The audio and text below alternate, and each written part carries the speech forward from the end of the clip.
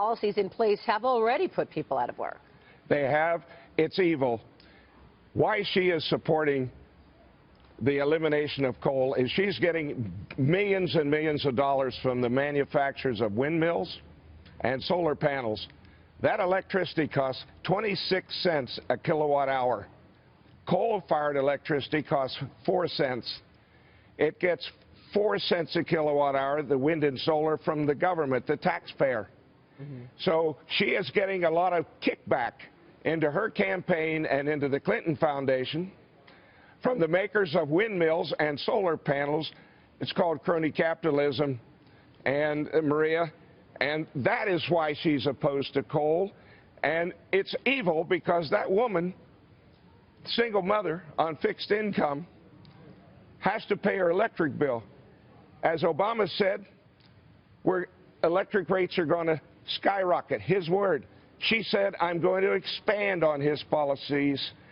Maria, low-cost, reliable electricity is a staple of life, and people on fixed incomes and people who want to manufacture a product for the global marketplace are not going to be able to do so because electric rates are skyrocketing, and it all has to do with this bureaucracy. I want to get the panel in for a second, but let me ask you this. What's the pushback from your standpoint when people say, look, coal is dirty, it hurts the environment? I mean, we've seen a big change as a result of technology in terms of coal, right?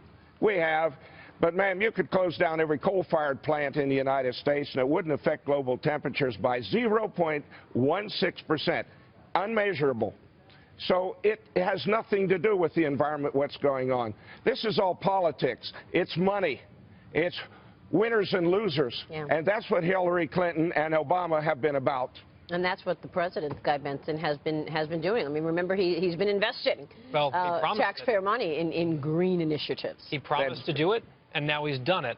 And I think when you look at the politics of this, not only is your point correct about some of the Clinton Foundation donations and other money at play here, there's also the environmental lobby, which is extremely powerful within the Democratic Party. And what you're seeing, I think, in very stark relief is the Greens using a lot of their weight and their money to overwhelm labor unions and actual American workers. And I think the priorities of the Democratic Party under Barack Obama and Hillary Clinton are very, very clear. Yeah, that's what you're saying. And that is exactly what I'm saying. Maria, the regulations are coming out faster from the Obama administration, and we can read them. Well, that is an absolute.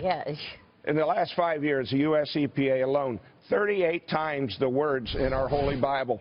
In the last 5 years alone, the regulations. We can't even read them and keep up.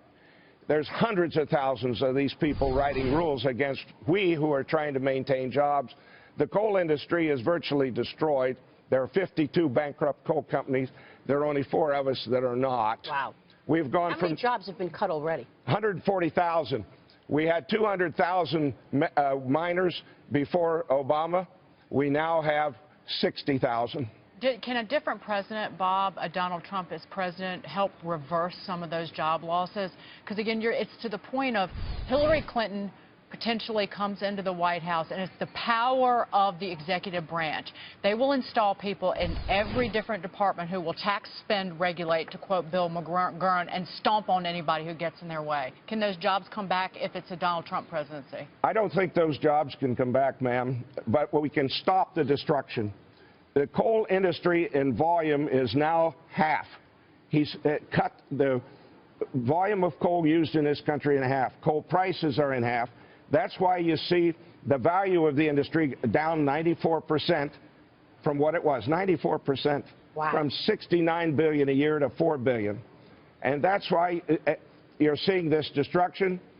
And I don't think it can come back to where it was, but we can stop it. And that's what I've told Mr. Trump. And he gets it. He'll surround himself with the very best people in this regard. He will stop this destruction before reliable, low-cost electricity is totally destroyed in this country. Yeah, the other thing is the skill sets and the training, right? I mean, what does a coal miner know about windmills? How do they know about solar panels? There's no training. No, it's not the America that I cherish, ma'am. If 2 coal miners lose their jobs, the only thing they own is their home, and they got no one to sell it to. They can't be trained for anything, and they can't leave the area.